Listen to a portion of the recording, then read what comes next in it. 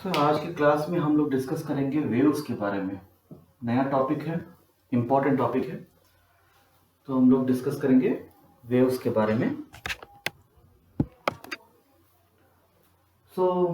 इसका एग्जांपल अगर मैं बोलूं तो अगर आपने कोई पॉन्ड में कोई पत्थर को फेंका तो आप इस टाइप के रिपल्स को देखते हैं। If you throw a stone in the pond, you will see this type of ripples. What are these? These are waves only. Okay.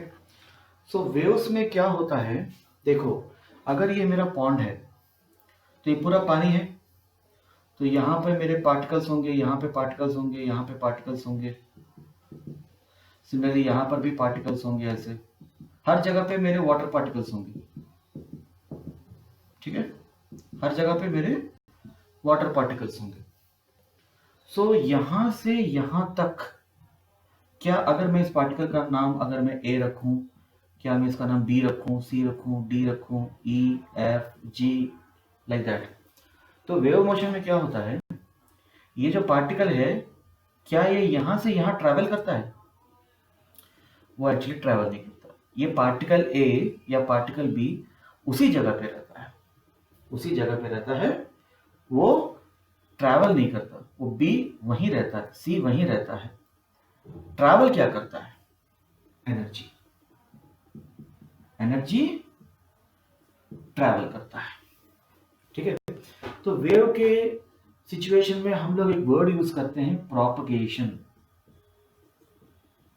Propagation इसका क्या मतलब है, अगर आप एक पार्टिकल को लो या कोई कार को लो, कार क्या है, यहां से यहां जाएगा एक डायरेक्शन में, लेकिन अगर आप किसी रूम में किसी लाइट को ऑन करोगे तो लाइट तो सारे जगह में सेम इंटेंसिटी से जाएगा, तो इसको हम बोलते हैं propagation. This is called travelling from one point two another point. And what does a wave carry? A wave carries always energy. Wave carries energy. तो अगर मैं इसको ग्राफिकली दिखाऊं,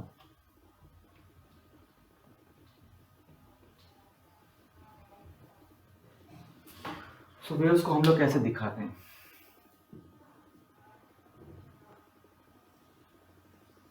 लाइक दिस। ओके, सो वो पॉन्ड का एक सेक्शन ले लो, तो यहां पे क्या हो रहा है, तो यहां पर सब पार्टिकल्स हैं, ठीक है, सब particles.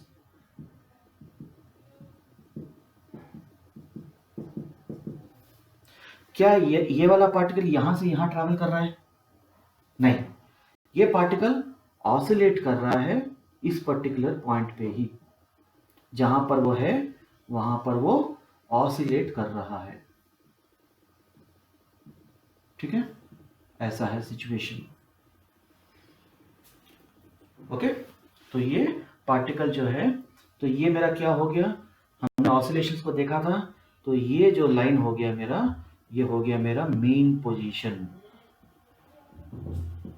This is my main position, और these particles are oscillating in this case up and down. These particles are oscillating in up and down. Okay, so अगर मैं पार्टिकल लिखूं और अगर मैं वेव लिखूं, वेव मतलब एनर्जी, वेव ऐसे जा रहा है और पार्टिकल ऐसे ऑसिलेट कर रहा है, दोनों के बीच में एंगल कितना है, 90 डिग्रीज है। तो इस टाइप के वेव को हम लोग बोलेंगे ट्रांसवर्स वेव।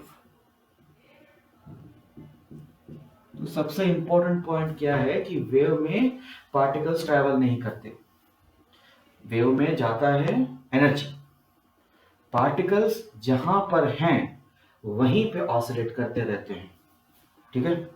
तो ये सबसे इंपॉर्टेंट पॉइंट है। और अगर पार्टिकल और वेव, वेव लिखो ब्रैकेट में एनर्जी लिखो, तो इसका क्या मतलब, यहां पर पार्टिकल ए है, ये अप एंड डाउन ऑसिलेट कर रहा है, वेव कौन से डायरेक्शन में जा रहा है, वेव जा रहा है इस डायरेक्शन में, और अपने साथ क्या लेके जा रहा है, एनर्जी लेके जा रहा है, ठीक है। अगर पार्टिकल और वेव दोनों 90 डिग्रीज बनाते हैं एक दूसरे से, तो उसको हम बोलते हैं पार्टिकल और energy, particle and wave motion. अगर ये दोनों 90 डिग्री बनाते हैं उसको हम बोलेंगे ट्रांसवर्स वेव। इसका एक एग्जांपल है लाइट।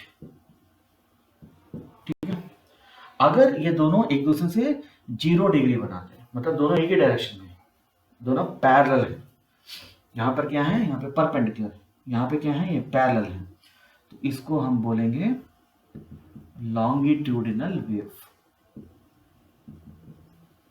इसका एग्जांपल है साउंड वेव्स। तो इसमें क्या होगा, पार्टिकल जो है वो ऐसे ऑसिलेट करेगा, लेकिन वेव जो है वो ऐसे ट्रैवल करेगा। ठीक है, तो बेसिकली वेव्स दो टाइप के होते हैं, एक ट्रांसवर्स वेव, एक लॉन्गिट्यूडिनल वेव। और वेव अपने साथ क्या लेके जाते हैं, एनर्जी को लेके जाते हैं। क्या वेव्स में पार्टिकल इधर से उधर जाते हैं, नहीं जाते, पार्टिकल जहां पर है वहीं ऑसिलेट करते रहते हैं। ठीक है, तो ये कुछ पॉइंट्स हैं।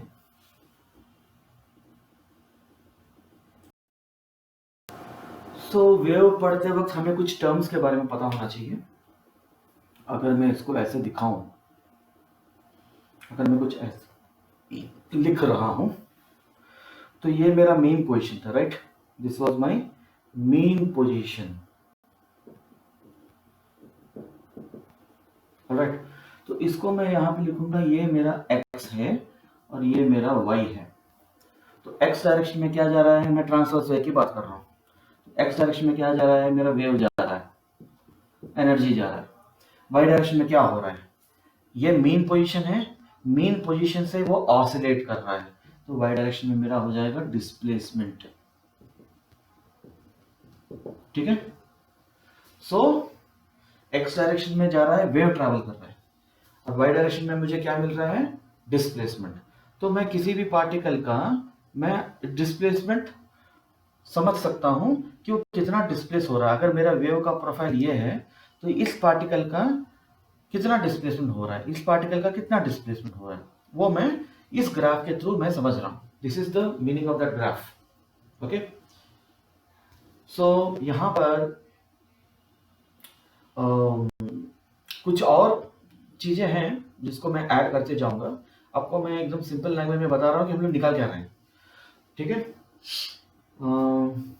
चलिए, तो यहाँ पे एक टर्म हम लोग यूज करते हैं, जैसे देखो, ये वेव जो होता है ये साइक्लिक है, मान लो साइक्लिक, हमने उसमें देखा था साइक्लिक पीरियोडिक। तो ये क्या हो रहा है, यहाँ आने के बाद ये फिर से रिपीट हो रहा है ऐसा। ठीक है, अगर ऐसे रिपीट हो रहा है तो उसको हम लोग उसको बोलेंगे साइक्लिक वेव। उसका एक और नाम है हार्मोनिक वेव। हार्मोनिक वेव बोलो, उसको साइनोसाइडल वेव बोलो, सब एक ही है। ठीक है, साइनोसाइडल क्या होता है, साइन कर्व होता है, साइन साइक्लिक होता है, पीरियडिक होता है, तो साइन तो रिपीट होता रहता है। ठीक है, तो यहाँ पर कुछ टर्म्स हमें समझना पड़ेगा। ये जो टॉप पॉइंट है इसको हम बोलेंगे क्रेस्ट, और इसका जो बॉटम पॉइंट है इसको हम बोलेंगे ट्रफ। ठीक है, सो ये हर एक पॉइंट पे जो हम लोग निकाल रहे हैं ये क्या है, ये डिस्प्लेसमेंट है। तो डिस्प्लेसमेंट का एक मैक्सिमम वैल्यू होगा। देखो ये सारे पॉइंट ऐसे ऑसिलेट कर रहे हैं। ठीक है, ये पॉइंट ऐसे about this position, this mean line, they are just simply oscillating like this, but this is helping it take the energy in this along the x direction. तो ये जो डिस्प्लेसमेंट है, डिस्प्लेसमेंट का कुछ तो मैक्सिमम वैल्यू होगा, तो वो मैक्सिमम डिस्प्लेसमेंट को हम बोलेंगे एम्पलीट्यूड। ठीक है, एम्पलीट्यूड एक टर्म है, एम्पलीट्यूड का मतलब है maximum displacement from the mean position. इसको हमने ऑसिलेशन में भी देखा था। ठीक है, ये एक हो गया एक टर्म, इसको हम लोग कैपिटल ए से दिखाते हैं बहुत सारे सवालों में। ठीक है, तो अगर मैं दो क्रेस्ट पकड़ूं, या दो, ये ट्रफ हो गया तो ये भी मेरा ट्रफ पॉइंट हो जाएगा। ठीक है, तो अगर मैं दो कॉन्सिक्यूटिव क्रेस्ट पकड़ूं या कॉन्सिक्यूटिव ट्रफ पकड़ूं, इन दोनों के बीच में कुछ तो डिस्टेंस होगा, उसको मैं बोलता हूं वेव लेंथ। ये टर्म्स है, आपको समझना पड़ेगा। अगर मैं टू कॉन्सिक्यूटिव क्रेस्ट को पकड़ूं टू कॉन्सिक्यूटिव ट्रफ को पकड़ो, ये नहीं कि क्रस्ट पकड़ लिया और ट्रफ पकड़ लिया, नहीं, टू कॉन्सिक्यूटिव क्रस्ट और टू कॉन्सिक्यूटिव ट्रफ, उन दोनों के बीच में जो भी डिस्टेंस होगा उसको हम बोलेंगे वेवलेंथ। लेकिन क्या वेवलेंथ का यही डेफिनेशन? बेसिकली क्या है, देखो ये जो पॉइंट है यहां से ऊपर गया, फिर नीचे आया, फिर यहां पहुंचा, ठीक है, फिर मेन पोजीशन में पहुंच गया। सो ये पूरा यहां से लेकर इस पॉइंट का नाम रखो ओ रखो, और इस पॉइंट का नाम रखो ओ डैश। ये ओ से ओ डैश के बीच में जो भी हुआ इसको हम बोलते हैं वन साइकिल। इसको हम वन साइकिल क्यों बोलते हैं? क्योंकि ओ डैश से फिर से वही पैटर्न शुरू हो गया। ओ डैश के बाद यहाँ पे आपका ओ डबल डैश आएगा, बराबर। सो ओ और ओ डैश के बीच में जो हो रहा है, ओ डैश और ओ डबल डैश के बीच में भी वही हो रहा है, इसलिए इसको हम बोलते हैं साइकिल। ओ से ओ डैश को हम बोलेंगे वन फुल साइकिल। तो ये जो पॉइंट हो गया, तो मान लो इस पॉइंट का नाम हमने रखा x, तो ओ एक्स क्या हो जाएगा? हाफ साइकिल हो जाएगा। अगर ओ डैश फुल साइकिल हो गया तो ओ एक्स मेरा हाफ साइकिल हो जाएगा। अगर इसके नीचे वाले पॉइंट को अगर मैं y बोलूं तो वो y क्या हो जाएगा? 1/4 साइकिल हो जाएगा। सिंपल।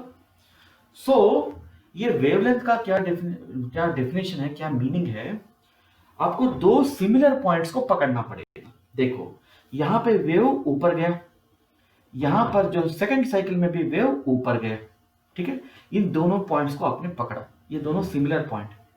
यहां नीचे गया, यहां पर भी नीचे गया, इन दोनों के बीच में भी सिमिलर है, तो इन दोनों के बीच के गैप को भी आप लैम्डा बोल सकते हैं। इसका नाम है लैम्डा। अगर मैं ये पॉइंट पकड़ूं तो यहां से ये शुरू हो रहा है, तो यहां से फिर से शुरू हो रहा है। अगर मैं इन दोनों के बीच का गैप लूं तो ये भी मेरा लैम्डा ही होगा। ये तीनों वैल्यू एक ही हैं, लेकिन समझने के लिए आसानी होता है बोलने के लिए हम लोग दो कॉन्सिक्यूटिव क्रस्ट को लेते हैं या दो कॉन्सिक्यूटिव ट्रफ को लेते हैं, बस, और कुछ नहीं। लेकिन आपको करना क्या है? आपको दो कॉन्सिक्यूटिव पॉइंट्स पकड़ना है जो कि सिमिलर है। अगर आप इस पॉइंट को पकड़ेंगे तो आपको जो नेक्स्ट पॉइंट होगा आपको ये वाला पकड़ना पड़ेगा, आप कोई दूसरा पॉइंट नहीं ले सकते। तो इन दोनों के बीच में जो भी गैप होगा इसको हम बोलेंगे वेवलेंथ, ठीक है। अगर मैं ओ और ओ डैश की बात करूं तो इसको भी मैं बोल सकता हूं वेवलेंथ। इसका वैल्यू और अगर मैं इसको पकड़ लूं तो इसका वैल्यू, ये सारे एक ही होते हैं, अलग अलग नहीं होते। ओके, तो this is one point.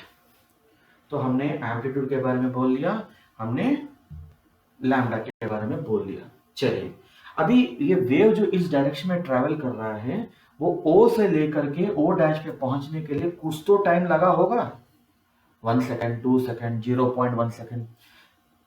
It would have taken some time from wave to travel from O to O dash. Here, students, the particle is not traveling from O to O dash. O पे जो particle है वो वहीं oscillate कर रहा है. Particle is not moving from O to O dash. What is moving? The energy is moving. The wave is moving. Okay? So it took some time. So that time is called time period. It is called time period denoted by capital T, ठीक है। From O to O dash. आप similar point को ले सकते हैं। आप ये trough इसको पकड़िए और इसको पकड़िए, आप इसको पकड़िए और इसको पकड़िए, इन दोनों के बीच में जो भी टाइम है उसको हम बोलेंगे टाइम पीरियड। इसका यूनिट क्या होगा? सेकेंड्स होगा। तो इसका क्या मतलब है? बेसिकली एक साइकिल कंप्लीट करने में कितना टाइम लगा, O से लेकर O डैश तक वेव को जाने में कितना टाइम लगा। यहां पे एक दूसरा टर्म है फ्रीक्वेंसी, जिसको हम F से दिखाते हैं। तो फ्रीक्वेंसी का यूनिट जो है वो है साइकिल्स पर सेकंड। साइकिल्स पर सेकंड, इसको हम लिखेंगे CPS। इसका एक और नाम है हर्ट्ज। ये फ्रीक्वेंसी का क्या मतलब है? इसके यूनिट में ही लिखा हुआ है, नंबर ऑफ साइकिल्स पर सेकंड। नंबर ऑफ साइकिल्स पर सेकंड। इमेजिन करो ऐसा एक सर्कुलर मोशन हो रहा है, इमेजिन करो, ठीक है। Some person started here, and he is running in a circular fashion. Okay, so in 1 second, let us say he ran 10 rounds. In 1 second he ran 10 rounds. तो यहाँ पर क्या हो जाएगा, फ्रीक्वेंसी मेरा 10 साइकिल्स पर सेकंड हो जाएगा. राउंड्स मतलब cycles, 1 cycle means 1 round. Okay, तो 1 सेकंड में 10 राउंड्स वो भागा, तो उसको हम बोलेंगे फ्रीक्वेंसी. अगर तुम ध्यान से देखोगे तो बेसिकली ये टाइम पीरियड का इनवर्स ही है. फ्रीक्वेंसी जो है वो टाइम पीरियड का इनवर्स है. ठीक है, देखो 1 सेकंड में 10 राउंड्स. ओके, तो 1 राउंड कितने टाइम में भागेगा, 1/10 सेकंड्स में भागेगा. ठीक है, 1/10 सेकंड्स में भागेगा वो. तो क्या है ये, तो 1 cycle in how many seconds now, 1/10 seconds. So what does it mean, so frequency is equal to 1/t. isn't it? Frequency is inverse of time period. Okay, so तो ये हो गया फ्रीक्वेंसी के बारे में. ठीक है, हमने फ्रीक्वेंसी देखा, टाइम पीरियड देखा, एम्पलीट्यूड देखा, वेवलेंथ देखा. और ठीक है, चलिए, डिड वी मिस एनीथिंग?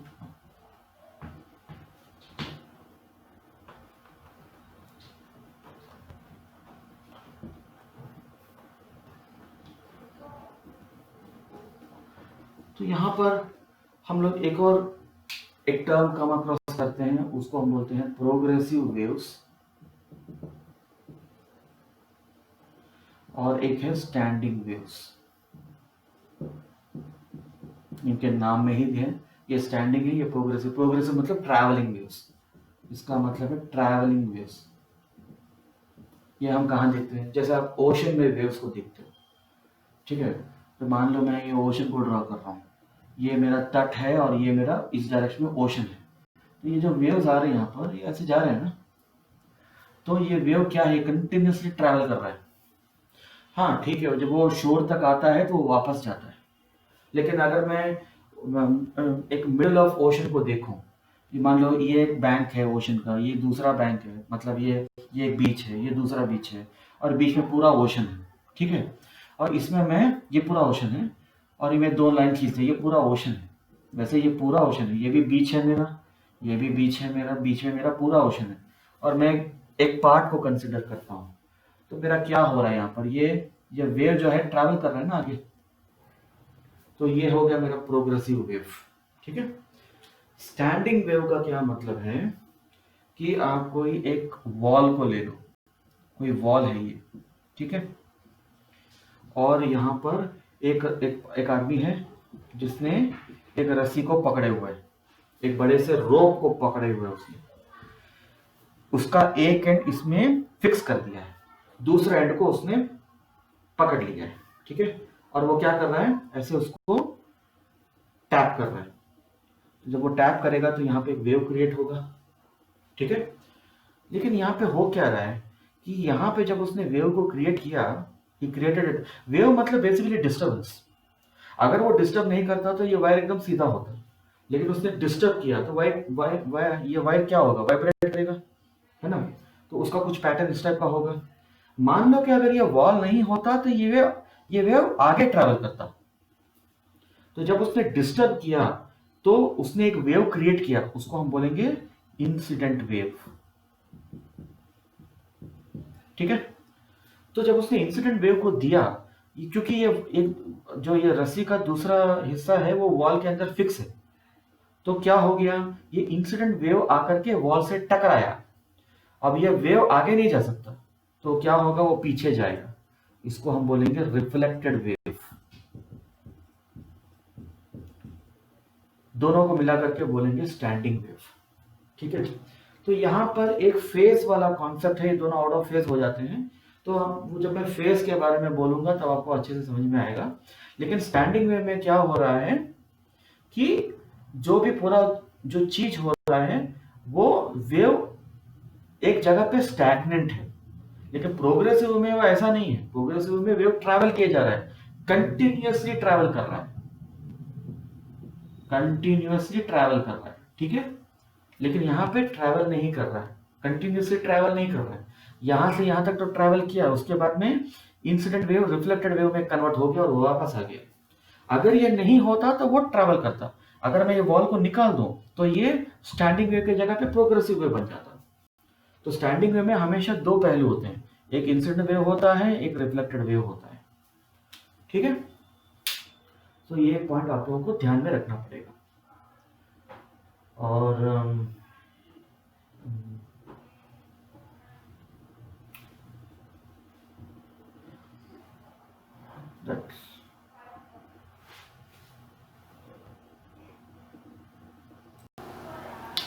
तो यहाँ पे हम लोग बात करते हैं, चलिए वेव वेलोसिटी के बारे में, ठीक है। तो मैंने कोई ऐसा वेव लिया, ठीक है।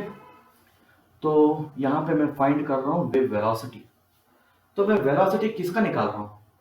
अभी तो मैंने देखा कि ये पार्टिकल तो यही वाइब्रेट कर रहा है, ये पार्टिकल यही वाइब्रेट कर रहा है, ये यही कर रहा है, ठीक है।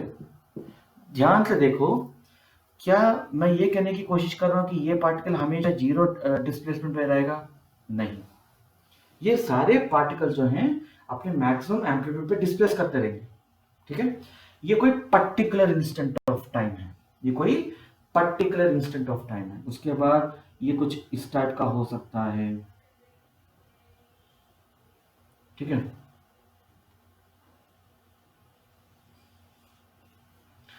तो यहां पर ये जो सारे हैं ये वेरी करते जा रहे हैं, ठीक है। तो ये जो वेलोसिटी हम लोग निकाल रहे हैं, किसका वेलोसिटी निकाल रहे हैं? क्या ये मैं पार्टिकल का वेलोसिटी निकाल रहा हूँ? तो पार्टिकल तो यही है, तो पार्टिकल का वेलोसिटी नहीं निकाल रहा हूँ मैं। हम लोग निकाल रहे हैं वेव का वेलोसिटी, मतलब वेव जो एनर्जी दे रहा है उसका कितना वेलोसिटी है वो निकाल रहे हैं, ठीक है। तो यहां पर अगर मैं एक साइकिल की बात करूं तो बेसिकली हमारा स्पीड क्या होता है, वेलोसिटी क्या होता है? Distance by time. तो एक साइकिल में उसने कितना डिस्टेंस ट्रैवल किया? लैम्डा डिस्टेंस ट्रैवल किया। कितना टाइम लिया उसने? लैम्डा बाई टी, उसने टी टाइम लिया। डिस्टेंस बाई टाइम, यही तुम्हारा वेव का स्पीड है। तो 1/t क्या है? फ्रीक्वेंसी। तो लैम्डा इंटू न्यू, न्यू का मतलब ही फ्रीक्वेंसी होता है। कुछ किताबों में एफ लिखते हैं, कुछ किताबों में न्यू लिखते हैं। Lambda nu is equal to speed of the wave, okay. तो वेव स्पीड हो गया ये। तो दिस यू शुड रिमेंबर। तो velocity will find out in metres per second only, ठीक है। तो ये एक और चीज है जिसको आपको याद समझना पड़ेगा। इसके बाद तो वेव्स में बेसिकली ब्रॉडली अगर बात करें तो वेव्स होते हैं मैकेनिकल वेव्स और नॉन मैकेनिकल वेव्स। ये नॉन मैकेनिकल वेव्स के लिए no media is required, no medium is required.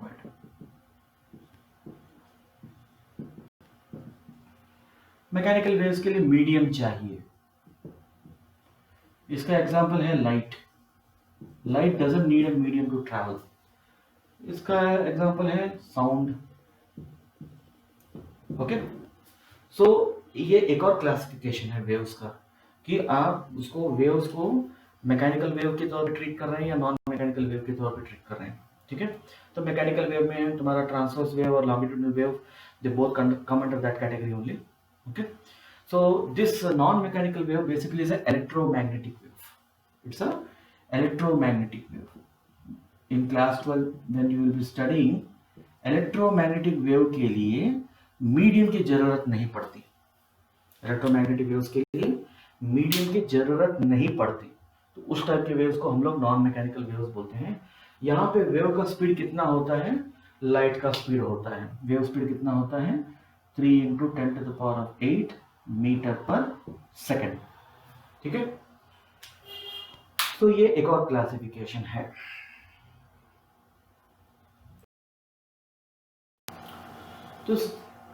तो हम लोग जो प्रोग्रेसिव वेव के बारे में बात करते हैं, इसके लिए we have an equation. We are talking about plane progressive waves, okay. तो जनरली इसको हम लोग दिखाते हैं y is equal to function of x plus v t plus or minus v t के तौर पे हम लोग लिखते हैं x plus v t, x minus v t, तरह तरह से लिख सकते हैं इसको। ये f क्या है, या function of y is equal to, y क्या है, डिस्प्लेसमेंट है, y is equal to function of x plus or minus v t, x plus v t और x माइनस वी टी। ठीक है, तो ये जनरल फॉर्म है लिखने का। तो यहाँ पर देखो मैथ्स में क्या है, y is equal to function of x अगर मैं लिखने को बोलूं, क्या करोगे, एक ग्राफ खींचो। ठीक है, तो यहाँ पर ये तुम्हारा x है और ये तुम्हारा y है। तो यहाँ पर जो y है वो x पे डिपेंडेंट है। ठीक है, x is a independent axis and y is a parameter which is dependent upon x। x का वैल्यू बोल दोगे तुमको y का वैल्यू मिल जाएगा, x का वैल्यू बोल दोगे तुमको y का वैल्यू मिल जाएगा। तो इसको सब जोड़ दोगे तो तुम्हारा ये फंक्शन बन जाएगा, ग्राफ बना सकते हो। लेकिन ये क्या है, इसमें क्या है कि ये जो डिस्प्लेसमेंट है ये केवल x पे डिपेंडेंट नहीं है, यहाँ पे एक और वेरिएबल है जो है टाइम। तो यहाँ पे दो वेरिएबल हैं, तो जो वेव है तो लिटिल बिट कॉम्प्लिकेट हो जाता है यहाँ पर। तो यहाँ पर जो हम लोग डिस्प्लेसमेंट निकालते हैं वेव का, वेव फंक्शन का, इसको हम बोलेंगे वेव फंक्शन। तो जो हम लोग वेव फंक्शन का डिस्प्लेसमेंट निकालते हैं वो दो पैरामीटर पे डिपेंडेंट है, x as well as time. क्यों ऐसा बोल रहे हैं हम लोग, देखो अगर मैं कोई वेव फंक्शन लेता हूं तो मान लो कि ये मेरा स्टार्टिंग पॉइंट है, तो मैं किसी पर्टिकुलर पार्टिकल के बारे में स्टडी कर रहा हूं जो कि सम x डिस्टेंस पे है। ठीक है, तो ये जो x डिस्टेंस पे जो पार्टिकल है ये सारे टाइम पे एक जैसा वाइब्रेट नहीं हो रहा है। किसी एक टाइम पे ये इतना वाइब्रेट हुआ, किसी दूसरे टाइम पे ये इतना वाइब्रेट हुआ, किसी तीसरे टाइम पे ये इतना वाइब्रेट हुआ। ठीक है, तो अगर मैं डिस्प्लेसमेंट निकाल रहा हूं किस पार्टिकल का, जो कि x डिस्टेंस पे है, मुझे एक और पैरामीटर कंसिडर करना पड़ेगा कि मैं कौन से टाइम पे कंसिडर कर रहा हूं। तो इन दोनों को मिला करके मैं निकालता हूं उस पर्टिकुलर पॉइंट ऑफ टाइम पे, उस पर्टिकुलर डिस्टेंस पे जो पार्टिकल है उसका कितना डिस्प्लेसमेंट है। इसका बेसिकली अगर सिंपल लैंग्वेज में इसको हम समझें तो इसको ऐसे लिखेंगे, डिस्प्लेसमेंट ऑफ पार्टिकल, बस डिस्प्लेसमेंट ऑफ ए पार्टिकल निकाल रहे हैं हम लोग। किसका निकाल रहे हैं, वो वाला पार्टिकल जो x डिस्टेंस पे है और पर्टिकुलर टाइम पे। ठीक है, x जो है वेरी होता रहता है, टाइम जो है वेरी होता रहता है। ठीक है, तो ये पॉइंट है यहाँ पर कि हम लोग जो डिस्प्लेसमेंट, हम यहाँ पे क्या कर रहे हैं, हम सारे पार्टिकल्स का डिस्प्लेसमेंट हमने प्लॉट कर दिया।